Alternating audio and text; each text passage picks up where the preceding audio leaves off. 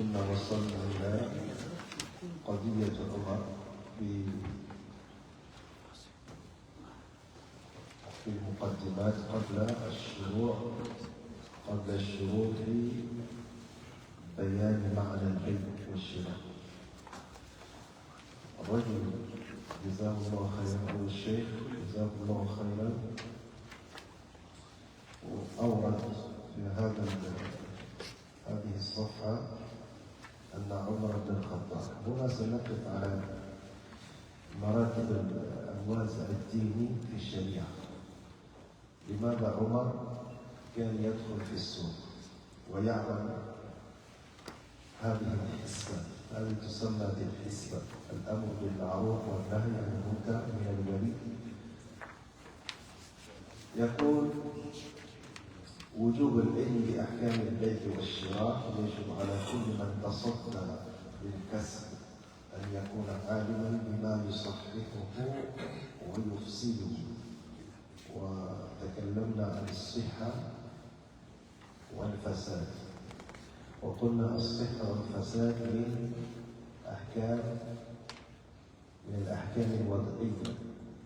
بكل اختصار قلنا الحكم الشرعي إما يكون حكما تكليفيا أو يكون حكما وضعيا، والحكم التكليفي قد يكون واجبا أو حراما أو مندوبا أو مكروها أو مباحا. والجانب الآخر هو الحكم الوضعي، والحكم الوضعي يعني يدخل أو تدخل فيه كل الأمارات والعلامات التي وضعت ليتعرف المكلف على أن هذا الأمر يكون عند هذا أو هذه العلامة، مثل الشرط، مثل المانع، مثل الركن، مثل الصحة.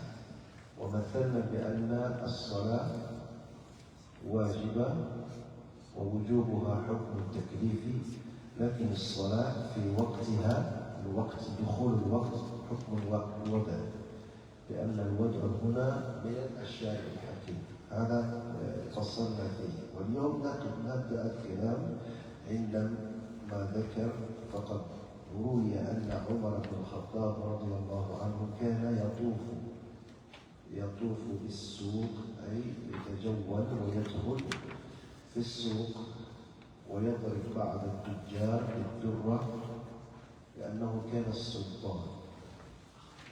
لما يرى من هؤلاء أو من ذلك التجار أنهم لا يعلمون أحكام التجارة وقد تصدوا للتجارة، فكان يسجرهم ويضربهم بالدرة ويقول لهم: لا يبيع في سوقنا إلا من يفقه، أي يفقه أحكام التجارة، البيع والشراء.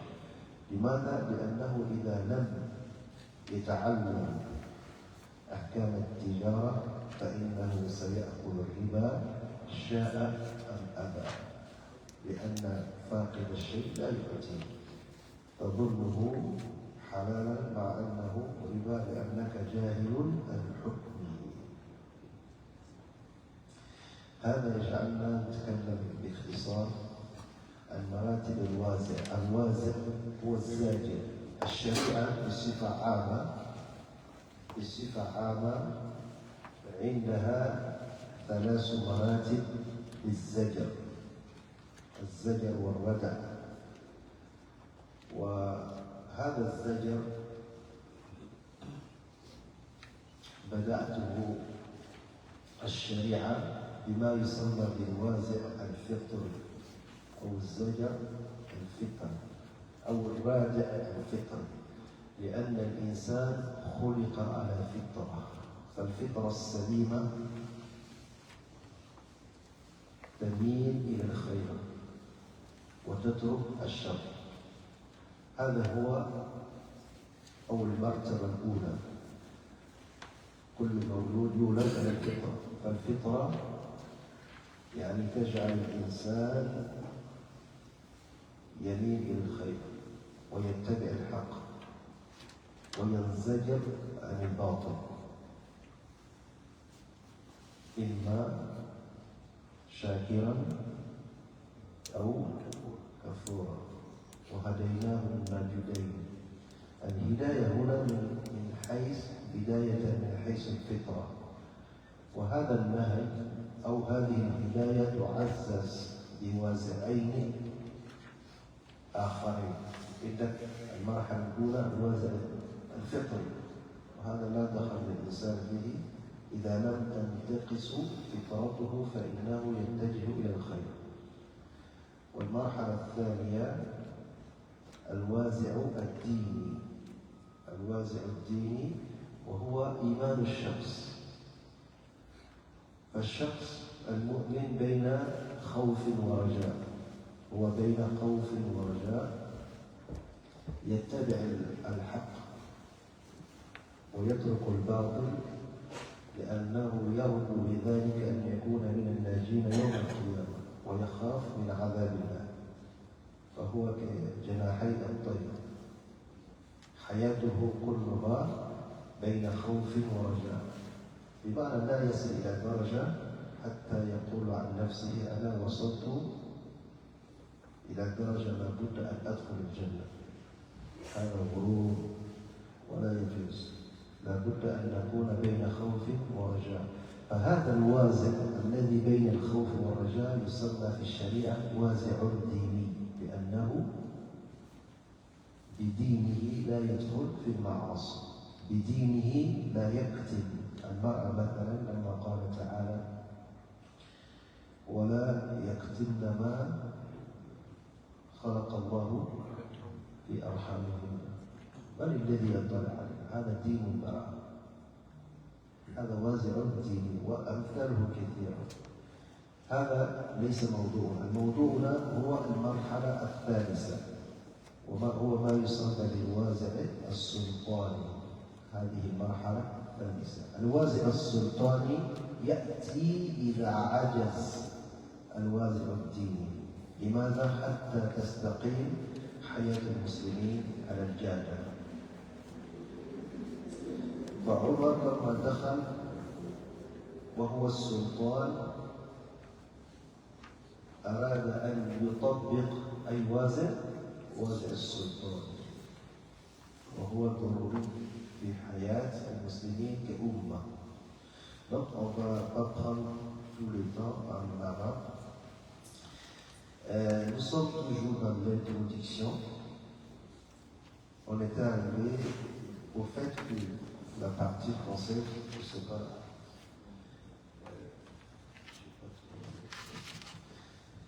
Omar, qui était le deuxième khalife, avait l'habitude d'entrer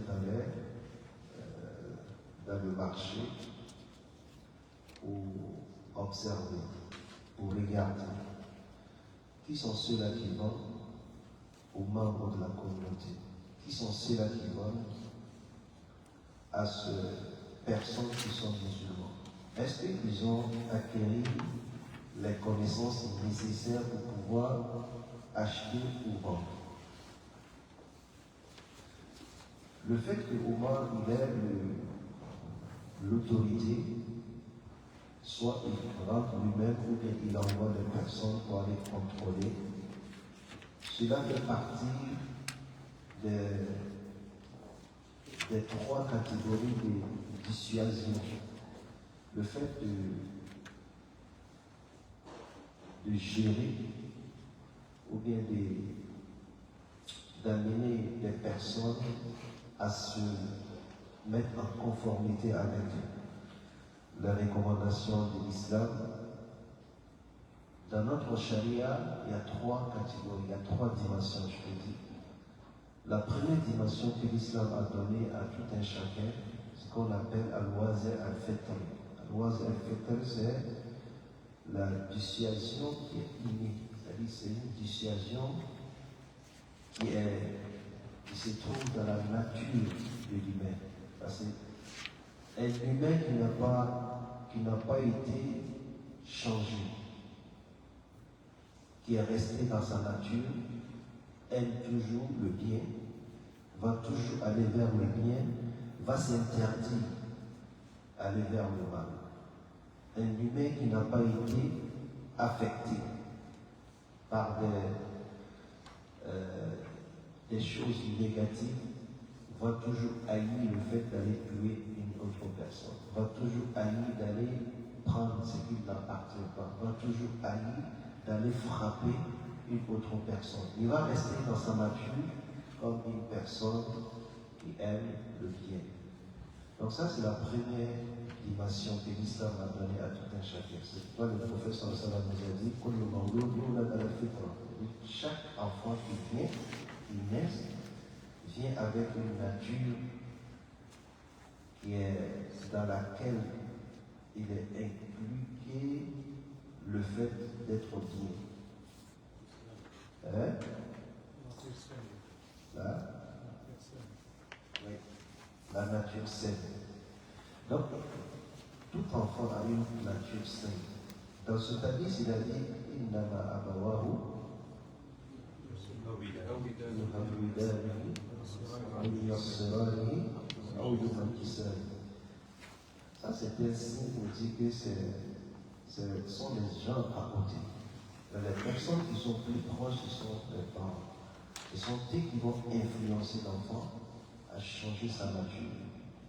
Donc, dans la nature d'un être humain, il est impliqué qu'il soit quelqu'un de soumis à Allah subhanahu wa ta'ala. C'est tout ce que l'islam et la religion donnent va avec est en conformité avec la nature d'un être humain. Il ne va pas voler, il ne va pas frapper, il ne va pas être méchant, tout ça. Et il va être reconnaissant, parce que la reconnaissance, elle dit quoi? J'ai été créé, je dois être reconnaissant envers mon Créateur. Ça, c'est tout court la signification de reconnaissance. Quand on est reconnaissant, on va adorer. Mais quand on veut fermer les yeux, et les parents nous ont poussés à fermer les yeux, à oublier comme si ce monde est fait de lui-même, et que la neige vient, c'est la nature. Que si le soleil se lève, se couche, c'est la nature.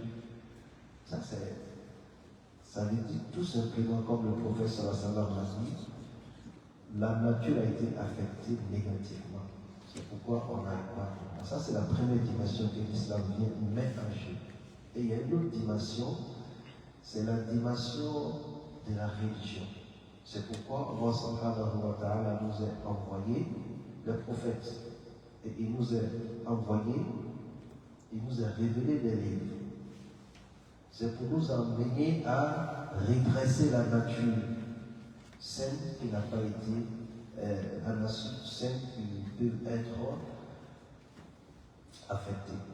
Donc le rôle des Ar-Rusul wal-Anbiya wal-Kutub, les prophètes, les livres, leur rôle c'est quoi? C'est pour Islah nas, c'est pour réformer cette nature qui est la première dimension. Et nous avons vu dans les textes religieux, beaucoup de personnes ne sont pas restées dans la nature saine.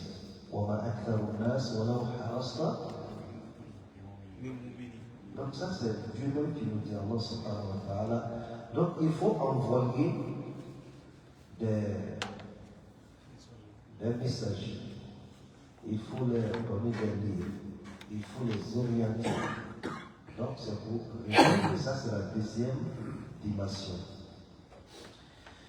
Dans la deuxième dimension, quand la personne accepte de réformer sa nature, vous allez trouver cette personne qui est soumise à Allah subhanahu wa ta'ala, et il va faire du bien, et le bien dans notre entendement, c'est ce que l'islam a recommandé.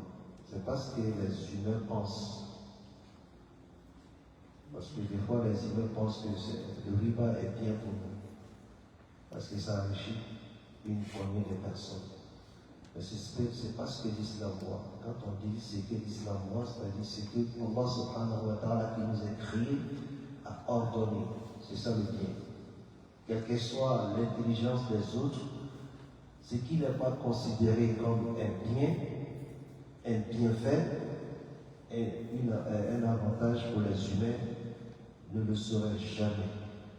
Donc, ça s'apprend dans la religion. Donc, la dimension, ça c'est la dimension, deuxième dimension. Mais si cette deuxième dimension qui est affectée, parce que la première dimension, la personne n'a pas de force sur la première dimension. C'est sa nature. Ce sont les autres qui vont l'affecter. Mais la deuxième dimension intervient quand la personne va jouir de cette faculté et il est appelé à faire le choix. Mais si on est dans une société organisée qui suit les enseignements de notre religion et qu'on a une autorité, là la dimension de l'autorité vient en ce moment, qu'on appelle Awazir as-Sultan. Et dans l'exercice de sa fonction, il doit de temps en temps aller contrôler. Et c'est ce que Omar faisait. Des fois, il rentre dans les marchés pour faire un contrôle. Lui, c'est pas pour contrôler les prix, comme on le voit aujourd'hui. Quand ils rentrent, ils vont contrôler le prix. Qui a payé le taxe? Hein? On va aller voir qui a payé cette taxe. Tout ça, ce sont les dimensions qui sont alignées directement avec ce que nous voulons dans ce monde d'ici-bas, mais il y a une dimension dedans qui touche le côté de l'équité. On ne parle pas de ce côté-là. Mais qu'est-ce que Omar faisait? Il va premièrement voir ceux qui sont en train de parler. Est-ce qu'ils ont un bon CV? Est-ce qu'ils ont un bon CV pour pouvoir vendre? Eux, le CV, ce n'est pas parce qu'il a appris dans une université comment faire les choses. Le CV qui va contrôler, c'est quoi? La conformité avec ce qu'Allah a dit. Ça, c'est l'aspect qui doit être préservé dans une société soumise à Allah subhanahu wa ta'ala. La conformité du commerçant vis-à-vis de ce qu'Allah subhanahu wa ta'ala a dit. C'est juste, on donne cet exemple parce qu'on parle du commerce. Il va avoir la conformité de cultivateur qui est en train de faire la cultivation. Il va avoir la conformité des chauffeurs, des taxis. Il va avoir la conformité. Mais ils sont soumis à ce que Allah subhanahu wa ta'ala a recommandé. Donc qu'est-ce qu'il faisait? Il regarde tout commerçant qui n'est pas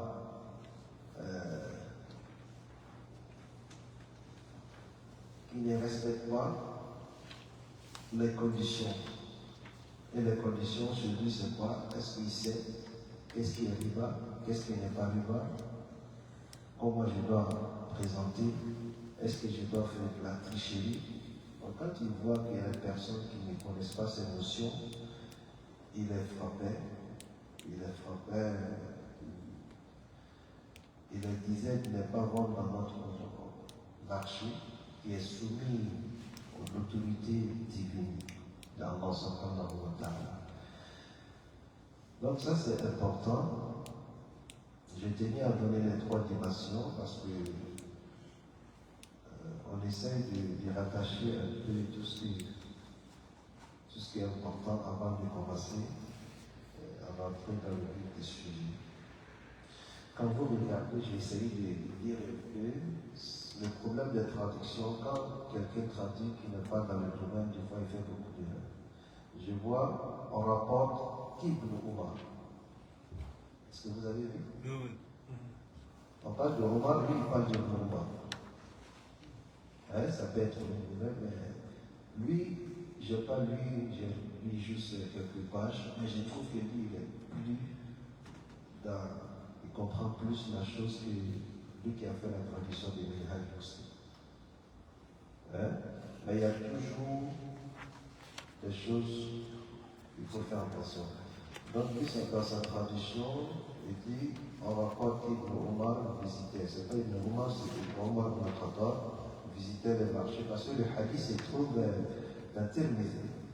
C'est un hadith qui se trouve Al-Athar. Al-Athar, parce que normalement, c'est pas un hadith, mais Athar. C'est quoi la différence entre hadith et Athar?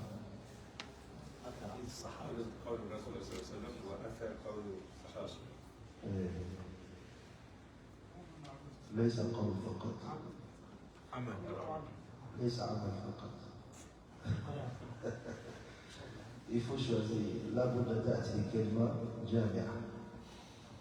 Parce que quand tu dis إذا قلت الأثر هو قول فما روي عن الصحابي لا يدخل. روي عنه لكن لم يقول. فعل موقف معاملات موقف. ما هو تعريف السنة؟ تعريف الحديث السنة؟ أو السنة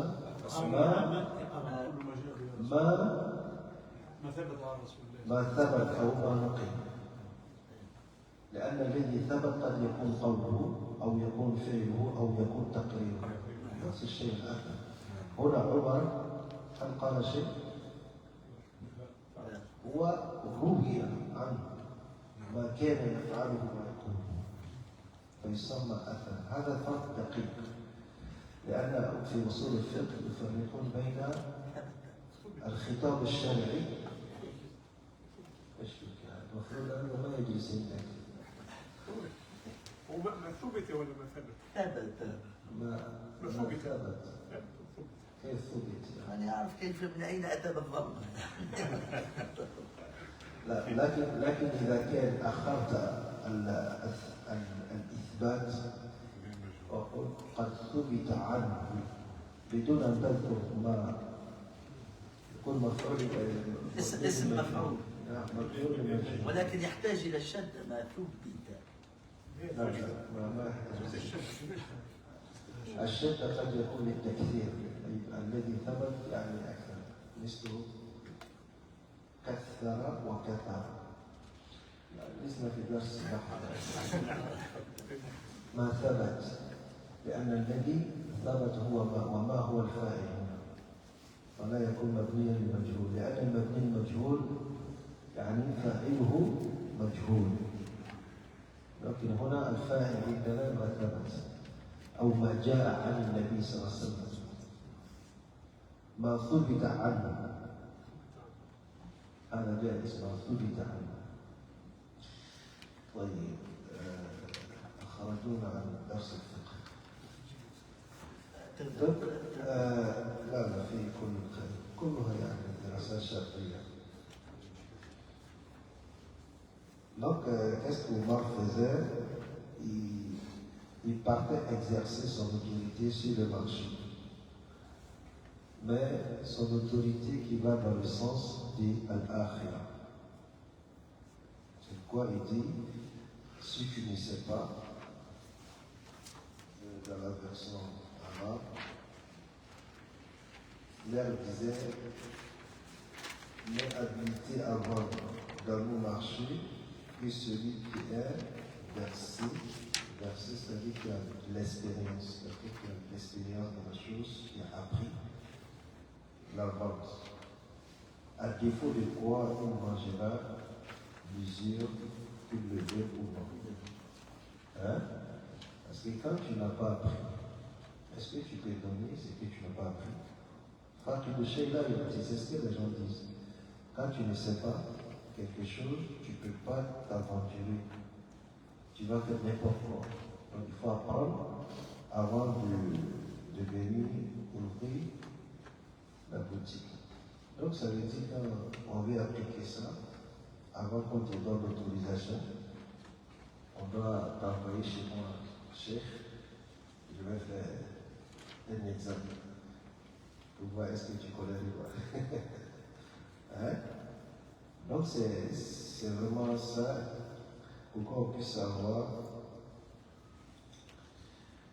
des gens habilités à vendre dans le souk. Donc on va les dire rapidement. Est-ce que sur cette partie il y a des questions? Peut-être qu'on va changer la manière. Parce que de toute façon, tout le monde parlait. Là, c'est comme si moi j'ai fait ça. C'est bon comme ça. السلام عليكم. بدأت بنقطة حول الخطاب الشرعي وجاءت الملاحظة في النحو ولم يعني تكون الخطاب الشرعي. طيب كنت أريد أن أشير إلى الخطاب الشرعي لأن الحكم الشرعي في تعريف الحكم الشرعي يقال بأنه خطاب الله المتعلق بأفعال المكلفين. خطاب الله المتعلق بأفعال المكلفين اقتضاء أو تخييرا أو وضعا. هذا لو ندخل فيه يأخذ منا أصلا، لكن فقط نكتفي بالخطاب. ما هو الخطاب؟ الخطاب أعم من أن يكون فقط قولا. يدخل في الخطاب الأوامر والنواهي، ويدخل في الخطاب التقريرات من النبي صلى الله عليه وسلم. كل شيء يؤخذ منه توجيه يسمى بالخطاب، ولا يعني أنك تخاطب الناس بلسانك. هذا هو الذي أردت أن أقوله. لذلك يقولون السنة ما ثبت، واختيار كلمة ثبت ليس اختيارا كذا، لأنه قد يرد عن النبي صلى الله عليه وسلم ما لم يثبت عنه، وهو الحديث الضعيف. الحديث الذي ذكر في كتب الأحاديث، فلا يأتي شخص ويقول ويحتج بهذا الحديث ويقول نعمل كذا لأن النبي صلى الله عليه وسلم قال كذا، فلا يدخل في السنة لأنه ما ثبت. وعمل المحدثين ينصب على ذلك تحقيق الضعيف من الصحيح حتى يعرف ما ثبت عن النبي صلى الله عليه وسلم. فالخطاب أردت فقط أن أقول ليس فقط كما يتبادر إلى ذهن أنه القول، قد يكون قولا، قد يكون فعلا، قد يكون تقريرا، أي كل ما يؤخذ منه التوجيه إلهي. إذا قلنا الشارع هذا الكلام قلته هنا، إذا أطلق الشارع من هو؟ الله فقط. كتاب والسنة. الشارع اسم فاعل. الله ورسوله. الله سبحانه وتعالى حقيقة، والنبي مجازا، لأن النبي مبلغ عن الله، فما يأتي منه يكون شرعا وهو شارع له نيابة عن الله. لأننا إذا قلنا أنه هو الشارع حقيقة فكأنه نقول يستقل بتشريع شيء لم يأخذه من الله، فهو شارع لكن نيابة عن الله، وما ينطق عن الهوى إن هو وما آتاكم الرسول. فهذا أمر من الله دلالته أن الرسول صلى الله عليه وسلم مبلغ عني، هذا كلام الله، فيكون الرسول صلى الله عليه وسلم شارعا مجازا، والشارع الحقيقي هو الله. On va revenir sur la question. Est-ce qu'il n'y a pas de question? Il y a personne qui parle parce que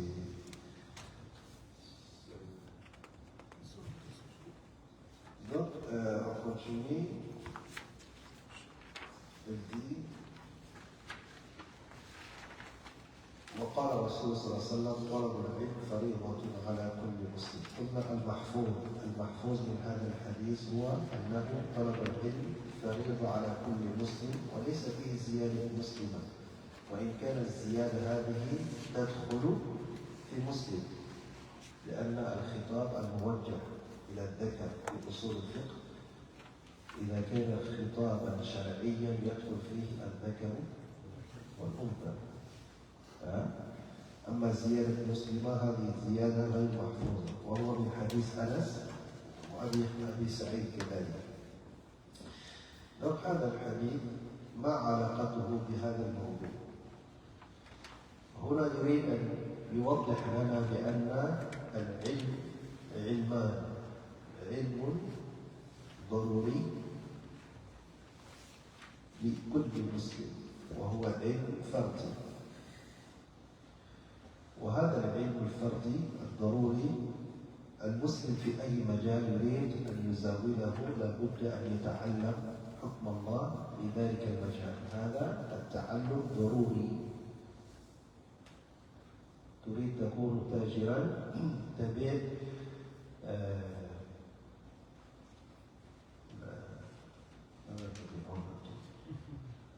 تبيع الجوالات مثلا، وعندك أحوال افتراضية، هذه الأمور لابد أن تتعلمها كيف يأتي البيع حلالا بينك وبينه.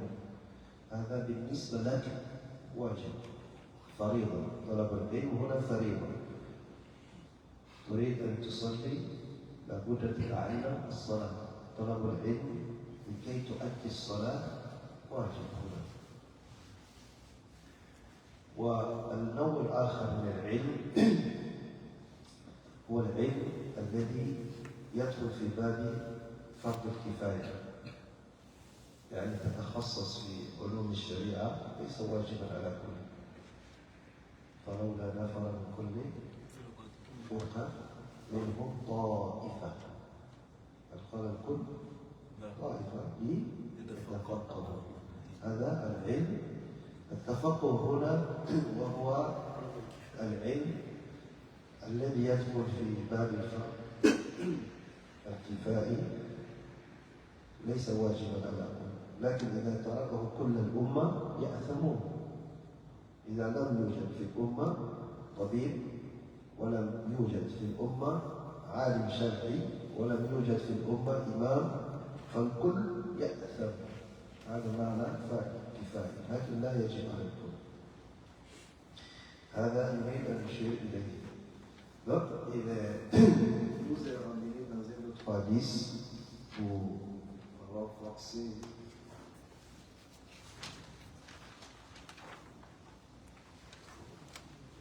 dans le hadith où il dit s'enquérir de la science est une obligation qui incombe à tout musulman et tout musulman. Nous avons dit dans la version authentique du hadith, à tout musulman n'est pas inclus.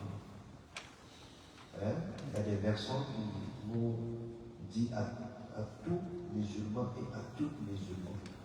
Donc à tout musulman, ceux qui travaillent sur les hadiths, ils sont minutieux. La compréhension est correcte. Parce que c'est comme on a complété le côté des femmes, mais c'est parce que le prophète a dit, il dit à tout musulman. Et il y a des principes, il y a des règles. Quand l'expression du prophète s'adresse uniquement aux hommes et qu'il n'y a pas comment je peux dire, il n'y a pas des indices. Il n'y a pas des indices qui disent que non, c'est pour juste les musulmans hommes. S'il n'y a pas des indices, ça enveloppe tout le monde, que ce soit les musulmans, hommes ou femmes. Ça, ce sont des principes qui sont connus. Donc, il y a beaucoup d'indices. Comme nous-mêmes, dans nos écrits, des fois, quand on écrit des choses, on va juste se contenter du masculin. Il n'est pas alourdi le texte. C'est la même chose. Donc, les hadiths se trouvent dans ces hadiths d'Anas bin Malik, Abi Saïd et autres. Ça se trouve dans beaucoup de recueils. Mais ce qui est authentique, c'était un hadith authentique. Même il y a des gens qui ont parlé de la chaîne de ce hadith, mais par fini, des majmours et tourqués, hadith, mardoum. Donc la partie à toutes les musulmans n'est pas inclue. Mais qu'est-ce que le hadith nous dit? Il dit la recherche de la science est obligatoire à tout musulman. Ici, ça sous-entend qu'il y a deux sortes de recherches. Il est en train de donner l'introduction pour la vente. Est-ce que la recherche de la vente est obligatoire à tout le monde? Non. Donc, il me dit tout simplement la recherche. Il y a deux catégories, il y a deux types de recherches. Il y a des recherches qui sont individuellement obligatoires. Quand tu choisis d'être un chauffeur, en tant que musulman, la recherche des recommandations et les jugements que l'islam donne à un chauffeur par rapport à son activité devient obligatoire. Parce que tu as fait un choix et tu veux rester dans ton identité musulmane. Et être musulman n'est pas juste dans la mosquée. Quand tu sors hors de la mosquée, tu dois être musulman dans tout ce que tu fais. Quand c'est ton travail, cherche le jugement d'Allah avant d'y commencer. Mais ce que nous déplorons, nous l'avons souligné ici, des fois on fait tout, on met tout dans le CV, on essaye d'avoir du travail, on ne vient jamais voir l'imam. Une fois qu'on a du travail, là on commence, est-ce que je dois travailler ici? Quand le salaire commence à entrer, là c'est un fitna. Toi-même tu as cherché fitna. Oui, c'est pas facile. Hein? Donc, tu as fait toutes les démarches, tu as vu tout, tu allais rencontrer ceux qui peuvent t'orienter à trouver du travail. Une fois qu'en tant qu'un être humain, parce que là, il ne faut pas oublier, nous sommes des êtres humains. Ça, c'est inné. Quand tu commences à recevoir de l'argent, là, le shaitan, il vient s'asseoir à côté. Tu commences à avoir des projets dans ta tête. Tu commences à réaliser, tu commences à planifier. Et là, tu es pris. Ce que je fais, c'est pas trop bien. Des fois même, le shaitan, il te dit non, il ne faut pas aller demander chez lui. Sinon, il va te dire que c'est pas bon.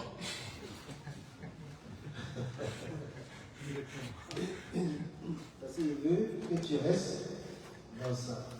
Et tu n'as pas la paix du cœur. Donc qu'est-ce qu'il dit? Avant de commencer à mettre le CV un peu partout, ce que je cherche à faire là, est-ce que l'islam autorise?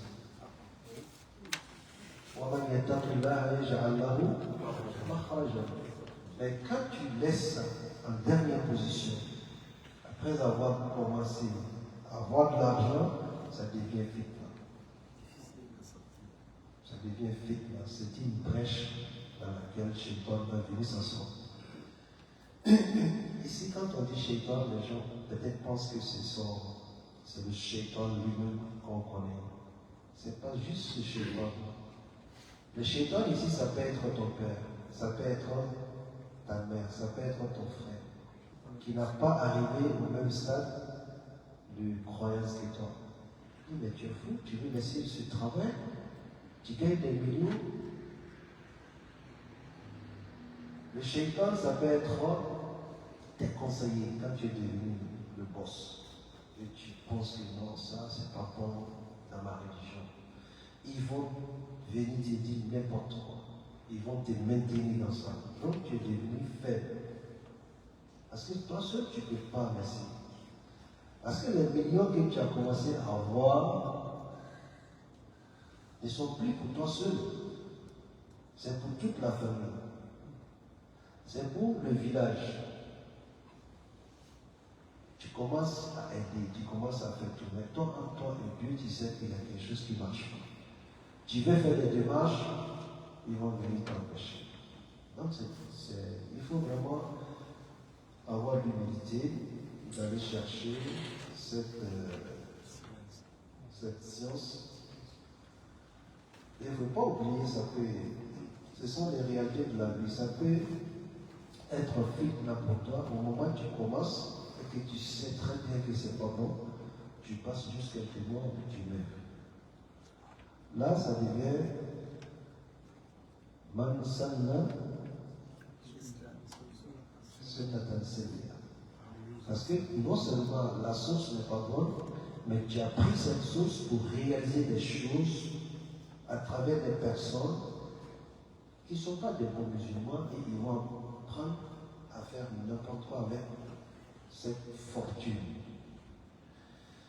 وعن ماله من j'ai pas été interrogé, c'est pas moi je l'ai dit. Il y a des choses quand tu n'es plus, tu vas être interrogé. وعن ماله من أين وفيما c'est où tu as cherché, où tu as eu ton argent. Alors que tu sais très bien que tu as négligé le fait de chercher. Est-ce que les démarches pour avoir cet emploi c'est bon? Là, tu as eu dans quelque chose qui est illicite. Et tu as investi dans des choses qui sont illicites. Donc ça va te suivre. وصلنا في الإسلام سنة سيئة. نسأل الله العافية. Donc c'est très très important de chercher à savoir avant de t'investir.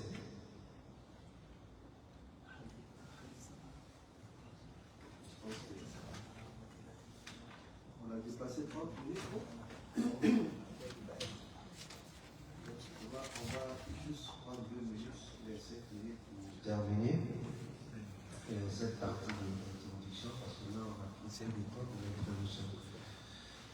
L'autre hadith qui est important, qui va soulager un peu, bon, on va commencer en arabe. هناك حديث هذا الحديث ممكن يريح لما قال الرسول صلى الله عليه وسلم في حديث النعمان بن بشير رضي الله عنه أن النبي صلى الله عليه وسلم قال الحلال بين والحرام بين وبينهما أمور مشتبهة فمن ترك ما يشتبه عليه من الإثم كان لما استبان أترك ومن اشتغل على ما يشك فيه من الإثم أوشك أن يواقع ما استبان والمعاصي حمى الله من يرتع حول الحمى يوشك أن يواقعه. هذا الحديث معروف، حديث متفق عليه معروف، وإن كان يعني الألفاظ ورد في الأربعين النووية ولكن لفظ مختلف. يسمى بالشواهد. فمن اتقى الشبهات اتقى الشبهات اللفظ المشهور من اتقى الشبهات فقد استبرأ كالراعي يرعى حول الحمى.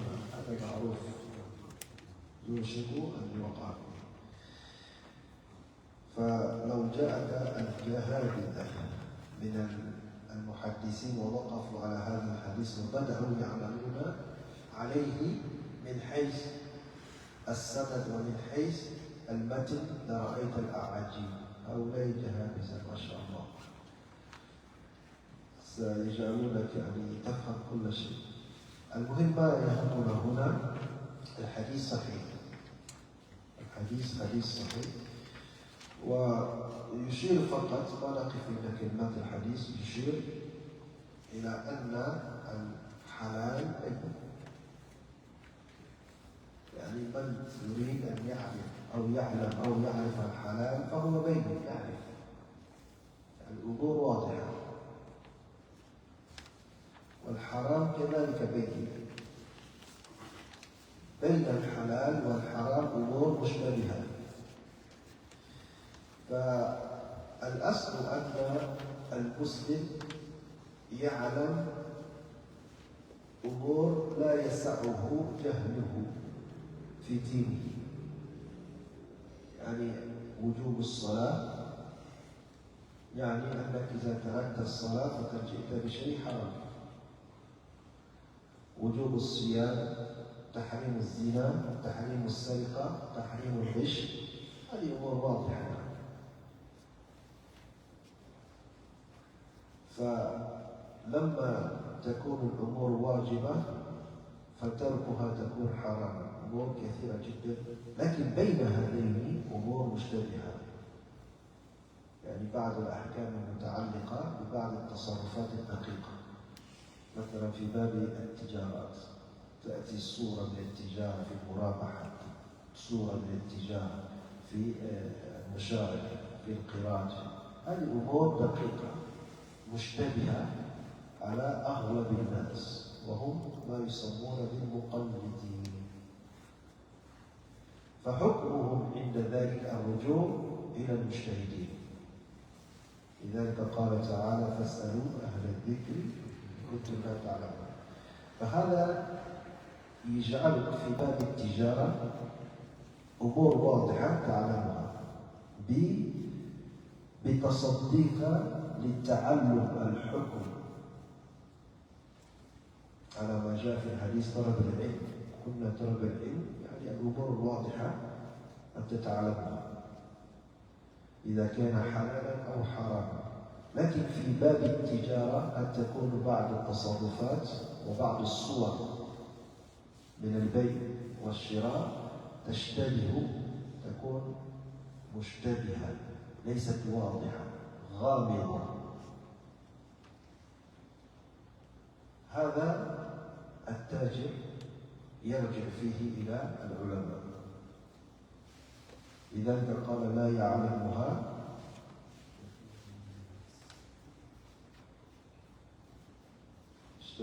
ذكر لا يعلمها لكن ماذا يريد؟ هو نفس قريب منه. قال: فمن ترك ما اشتبه عليه من الإثم. إذا كان مشتبها عليك وأردت أن تبرئ ذمتك وعرضك ودينك اتركه. لذلك أحيانا نحن نرجع للأحوال، والأحوال غالبا هو المحذور، هو الذي يحرم. يقول: إذا تركت الشيء المشتبه كنت أقرب إلى الصواب، وإذا تجرأت يعني كنت شجعان على الدخول في المشتبهات، كنت أقرب إلى الدخول في الحرام. لأنك إذا كنت ترعى كما جاء في الحديث الآخر حول يعني الجدار، أنت ترعى الأغنام حول الجدار، وخلف الجدار يعني عشب، تريد تكون يعني تنتبه لكل خروف، يعني توشك أن تجد بعض الخرفان قد دخل، أنك ما يمكنك دائما أن ترعى كل الخرفان. فنفس الشيء إذا كنت دائما تقترب إلى المشتبهات ستقع في المشتبهات. لذلك أحيانا العلماء يرجحون بهذا الأصل، ويفتون بهذا الأصل. أحيانا نقول لبعض الناس هذا الأمر مشتبه، فليس لنا دليل صريح على أنه حرام، لكنك نرشدك إلى هذا الحديث: من ترك أولا يكون ربه يعوله خيرا منه، لأنه يدخل في مفهوم ومن يتق الله يجعل له مخرجا، ويكون قد استبرأ لدينه وعرضه.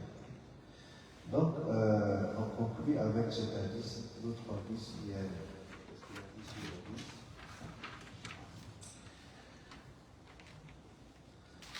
Donc, Bukhari et Muslim rapportent d'après An-Nu'man ibn Bashir que le prophète, c'est pas pourquoi il dit Nu'man ibn Bashir, il dit Barak al-Mu'man. Dans la version arabe, il n'y a pas de ça. أنا دائما يقول لي هذا. Parce qu'on a trois catégories de personnes. On veut être reconnaissant, il faut être reconnaissant. Quelqu'un qui a écrit un livre ou bien qui va rapporter quelque chose du bien, s'il n'est pas un sahabi, il n'est pas un compagnon, la moindre des choses signifie, tu dis, rahimahullah. Ça, c'est la moindre chose. Et ça sort dans les khutbah, ou bien ça, surtout dans les écrits. Quand tu écris un livre, j'avais demandé à des personnes qui font des recherches, j'étais, je peux dire, un peu étonné de voir la plupart, mais ce n'est pas leur domaine. J'ai vu que quand ils viennent sur un autel qui n'est plus, il ne dit jamais qu'Allah lui fasse miséricorde. Il vient sur un sahaba, il passe comme ça. Il vient sur, des fois, il dit, prophète, sallallahu alayhi wa sallam, que la paix. Là, je me suis, quand j'ai essayé d'échanger avec lui, je l'ai vraiment. Et j'ai vu que c'est comme il ne faisait pas attention, alors que c'était très très important. C'est très important. Ça fait partie de la reconnaissance. Donc lui, il prend le hadith de Norman bin Bachir et il met dans son livre. Si Norman bin Bachir n'avait pas de hadith, est-ce qu'il avait enrichi son livre avec? La moindre des choses, c'est de dire qu'Allah l'a pris. Quand il n'est pas sahaba, ce n'est pas un compagnon, on dit qu'Allah lui fasse miséricorde, yarhamullah. Si c'est un compagnon, on dit quoi? Radiyallahu anhu.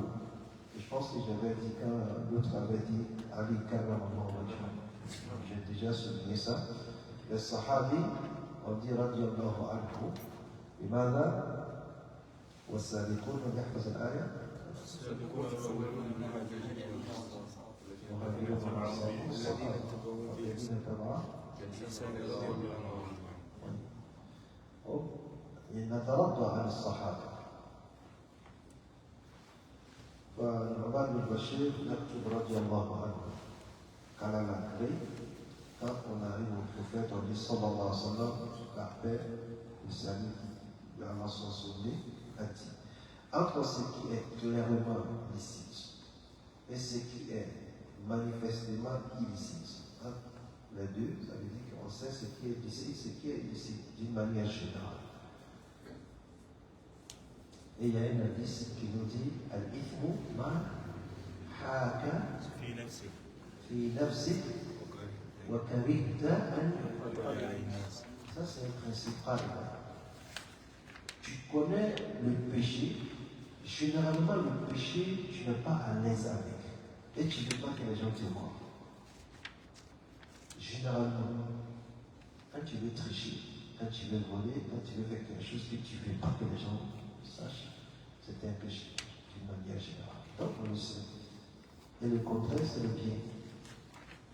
Tu fais des choses, tu veux que les gens, en tant qu'être humain, les gens le voient, tu veux encourager les gens. Donc, tu n'as pas à te cacher. Tu n'as pas à se le dire. Entre les deux, il y a des choses d'un caractère douteux. Celui qui s'abstient de ce qui lui paraît douteux, même si ce n'est pas d'une manière explicite, et c'est rare, tu n'es pas trop sûr. Même le chef lui-même n'est pas trop sûr, il n'a pas vraiment. Mais c'est douté. Ça rentre dans le doute, comme on le dit. Quand tu t'abstiens de faire ça, au point de vue du péché, cela peut se porter encore à s'abstenir de ce qui est clairement illicite. C'est comme tu t'éloignes de tout ce qui est illicite, de tout ce qui est douté. Tu n'as pas, c'est pas clair, est-ce que c'est bon, c'est pas bon, halal, tu le laisses. Quand tu fais comme ça, généralement, tu ne tombes pas dans l'illicite. Parce que tu t'es mis un principe et tu vas être en paix avec toi dans ta religion. Et le contraire, les choses interdites forment comme un emploi défendu al-khima. Par Allah subhanahu wa ta'ala, j'aime pas trop le mot dire, je sais pas. On va dire, tu aimes le mot dire? Dans les écrits, Dieu. Moi, je personnellement, je dis tout. Parce qu'ils disent des dieux. Ça dépend de l'intention de la personne qui écrit. Mais moi, pour sortir dans tout ça, toutes les traductions que je fais, j'arrive à Dieu, je mets juste à moi. Même dans le Khutab aussi, beaucoup d'ayim aussi. Dans le Khutab aussi, beaucoup d'ayim disent Dieu. Il insiste là. Non, mais c'est pas, je n'ai pas dit que c'est haram, mais c'est un peu comme les choses doutées ici. Il n'y a pas de. Tu dis Allah, c'est tout. Ça n'est pas Parce que. de l'obédience. Hein? Donc, ça n'est pas de l'obédience. C'est C'est ça. pas les non-musulmans. Oui, non, mais c'est Allah sûr. reste musulman. C'est sûr, ils ne vont pas comprendre pourquoi il dit Allah. Mais quand c'est dans la communauté où il y a une client dit moi je préfère Dieu, je préfère Allah. Le seul fait qu'ils peuvent mettre ça Dieu au pluriel, ça ne va pas encourager à l'autre. Allah, lui-même, il s'est appelé Allah. C'est mieux de dire l'entité divine, mieux que dire Dieu.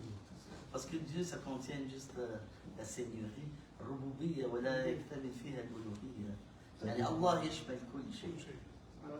هو علم. نعم. هو علم. Donc il n'y a pas mieux que Allah. C'est comme quand je dis Yusra. C'est Yusra ou Yusra? Yusra, je deviens féminin. Si tu dis Yusra, je deviens une femme. J'ai bien compris. Yusri. Yusra, c'est féminin. Non, Yusri, c'est un nom propre. Et le nom propre d'Allah, c'est Allah. On ne savait pas ça. Hein? Donc, ce sont comme un enclos défendu par Allah subhanahu wa ta'ala. Celui qui va paraître autour de cet enclos, être exposé à y pénétrer, c'est sûr. Comme on dit dans chez nous en Afrique, tu ne veux pas du poisson, mais tu es tout le temps à côté de la mer. Hein? Donc c'est une expression. Hein? Allez, toi tu n'aimes pas le poisson. Tu ne veux pas voir le poisson, mais tu es tout le temps, chaque matin tu viens à côté des pêcheurs. Là on ne peut pas comprendre. Il y a quelque chose qui ne marche pas. Hein? On vous dit ça la même chose? Non. Ah, de notre façon aussi. Il y a une autre façon. Hein? Donc, نكتفي بهذا القدر. نعم. Ça ne veut pas dire marécage. Quoi? Ça ne veut pas dire un marécage. الحمى Une technique, oui. c'est quoi le marécage? Parce que là tu fasses الغامض بأغمض. Marécage c'est quoi? Un marécage, ça veut dire qu'il y a de. المستنقع كما المستنقع C'est un terme technique. Quel est le genre? Non, non. Parce C'est que la c'est la limite. Le champ de l'autre. الحمى c'est كلمة مجملة. حدود يعني les limites. Hein? Quand je peux dire même الحمى المسجد, ce sont les murs de la mosquée. الحمى السيارة, quand je parle de la voiture, c'est la carrosserie de la voiture. Quand je peux dire Hima, quand je prends la caisse là, Hima, c'est le cadre. Le contour, ça peut, c'est dans les contextes. Hein? Ça peut être ce que vous avez dit, ça peut être autre chose. C'est-à-dire, toute chose qui empêche l'intrus du accès. Comme les sièges, c'est ça. Et Allah, c'est comme ce qui est Hududullah, ça fait partie des Allah. Parce que moi j'avais compris que c'était un marécage et les herbes. Il y a de l'eau dans un marécage, mais s'il va chercher plus d'herbe, il risque de tomber dans l'eau. Oui, ça peut se traduire comme ça, mais ça peut se traduire par là. Ça peut être au marécage, ça peut être au champ de... Quand il y a un champ de maïs, donc il y a une personne qui a des bœufs qui tournent aux alentours. À un moment donné, il y a un bœuf qui est en train de commencer à nager. Donc, c'est le contexte qui va déterminer Hima. Parce que Hima en arabe, ce n'est pas un nom propre. C'est ce que je vais faire savoir. C'est un mot qui donne sa signification dans les contextes. Al-Hima. Tu peux même dire Hima al-rajul fi usratihi. C'est-à-dire quand tu mets des conditions dans ta famille que tout le monde doit respecter, ça c'est Hima moral. Tu peux dire Hima الرجل في بيته أنه لا يخرج شخص بعد هذه الساعة، لا يدخل شخص بعد هذه الساعة، لا يتكلم شخص مع هذا. هذه كلها تسمى حمى الرجل في بيته. وقد يسمى مرأة الرجل زوجة الرجل بحمى الرجل. لا حمى معروف لكن حمى parce qu'il va protéger. Donc c'est le contexte, c'est quelque chose de vraiment large. C'est le contexte qui peut donner la signification. Comme l'histoire de l'Akhar. Une question peut-être dans le verbes. Oui. Notre question, les verbes, c'est correct? Je n'ai pas compris. Qu'est-ce qu'il a? J'ai une petite situation, juste pour avoir votre avis. Par exemple, dans les clauses, dans les contrats, à la fin des contrats, il y a des petites clauses. Ils disent ça, si vous payez par exemple dans 3 jours, là, vous allez avoir des intérêts. Si vous payez dans 3 jours, vous allez avoir des intérêts. Et la question La question, c'est pour les clients ou pour l'entreprise. Pour les clients, est-ce que tu acceptes à signer ces contrats? Non. Je n'accepte pas. Parce Pour que le contrat, déjà, quand on le signe, on est d'accord avec ce qui est dedans. Pour l'entreprise, si elle fait ça, mais elle ne veut pas faire des intérêts, mais c'est juste pour inciter dans le pays. Est-ce que l'entreprise connaît le bail? Non, l'entreprise, elle ne veut pas, avoir des intérêts à payer, mais juste c'est un but, dans un but là, pour inciter les clients à payer dans le temps de jour. Si par exemple, si les clients ne payent pas dans 30 jours, ils ne vont pas faire des intérêts. Mais pourquoi ils écrivent là-bas? C'est juste ça, donc c'était comme un outil. Parce que nous, oui, là qu'une chérie a fait fatwa, on donne la réponse à ce qui est présenté. Mais on ne donne pas la réponse à ce qui est dans l'intention des gens. Quand quelqu'un vient te donner quelque chose écrit, il te dit quel est al-hukum. Moi, si je prends, je mets le hukum, le jugement que l'islam donne par rapport à ce qui est présenté dans. Même s'il est dit non, on met ça sur le non, moi je. Charte muharram. Ou à chaque jazair. Malheureusement, ça existe toujours. Oui, mais il y a beaucoup de choses haram qui existent à ça. Si tu as fait un service, tu demandes un service, tu n'as pas le choix. Au fait, il ne faudra pas qu'à un moment donné, on soit influencé par ce qui s'exerce. Ce qui se fasse, à un moment donné, on va penser que ça doit être halal. Il y a beaucoup de choses qui sont pas halal. Une chose est qu'on donne le jugement. Une autre chose est-ce que les gens respectent nos jugements? Et les jugements, ce sont les jugements islamiques. Mais on ne peut pas être influencé parce que les gens disent non, on a habitué à le faire, réellement on ne prend pas. Mais si vous ne prenez pas, c'est facile. C'est aussi simple. Oui. Si tu ne fais pas comme ça, donc il ne fait pas que tu ne payes pas. J'ai pas compris. Il parle de pénalité. Pénalité. Il parle de La pénalité. pénalité, c'est ça qui est libre. Moi, c'est des yeux. Oui. Si tu as un retard de paiement, vous avez compris quelque chose. Tu dois payer et taxer. Un exemple. Taxer, c'est payer temporairement. Tu as payé une moto. Chaque mois, tu dois payer 100 $. Pour 12 mois, ça te fait 1200. Et dans le contrat, on te met, si tu fais un retard, tu dois payer le premier, entre le premier et le 5. Si tu fais un retard, tu vas nous payer 1 ou 2% d'intérêt. Le 1 ou 2% d'intérêt, c'est de riba pur.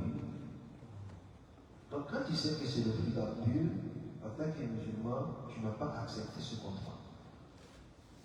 Même si la personne te dit non, mais ça juste pour t'inciter à payer. Oui, mais moi je donne la réponse par rapport à ce qui est présenté dans le contrat. Et je n'ai pas le droit de donner le jugement et les statuts par rapport à ce qui est dans les intentions. Les intentions, حكمها إلى الله. نحن نحكم بالظواهر، هذه قاعدة. والخبايا يرجع في حكمها إلى الله. Donc ça, ce sont les champs de ça, et c'est très clair, c'est des ribas. Non, moi je parlais maintenant côté entreprise. L'entreprise sait que celle-là ne va pas jamais appliquer. C'est juste une formalité dans le cours. Mais pourquoi c'est une formalité? C'est comme ça, Moi, par exemple, imam, tu viens me présenter ça, je te dis que c'est haram. Même si lui, il ne va pas appliquer. Parce que moi, si je dis c'est halal, il va appliquer. Malheureusement, il y a des gens qui payent. Si tu ne payes pas, par exemple, il peut mettre une condition, il fait un... Là, ça. Prélèvement automatique. Ouais, La situation là, c'est pas comme ça. Non, non. La réalité, c'est. Les principes de l'islam ne vont pas se conformer à ce que nous faisons. Ça, c'est pas évident. Les principes, les jugements sont faits par qui? Par Allah subhanahu wa ta'ala. C'est aux humains de se conformer aux principes. On ne peut pas dire que c'est beaucoup de gens le font. Donc, il faut que ça soit halal. C'est pas question de beaucoup de gens qui font, mais c'est une réalité. Si tu ne fais pas comme ça, par exemple, tu peux aller. Mais c'est haram. C'est comme tu taxes libre. Taxe va à 900. C'est pas le problème à ça. Si tu ne fais pas, c'est pas le problème de l'islam. Est-ce que les gens, il y a beaucoup de gens qui prient? Non. Réponds-moi. Que ce soit musulman. Est-ce qu'ils sont tous appelés à prier? Les gens sont appelés à être des musulmans. Mais est-ce qu'il y a beaucoup de gens qui prient? Est-ce que cela doit nous pousser à laisser notre islam? Combien de femmes laissent le hijab parce que quand tu portes le hijab, tout le monde va dire? Est-ce que cela doit nous pousser à dire oui, laisse le hijab? Est-ce qu'il y a une seule banque, à ma connaissance, qui ne travaille pas avec les banques conventionnelles? Il y en a partout. Est-ce que cela doit nous pousser à dire oui, maintenant on va accepter les banques? Non. Non, ce n'est pas une excuse de dire que non, si tu ne fais pas comme ça. On le fait, il y a des musulmans qui le font, mais ce sont des péchés. Peut-être que Allah va les pardonner. Mais nous, on dit c'est des péchés. C'est des choses graves. Et c'est ce qui est arrivé aux chrétiens.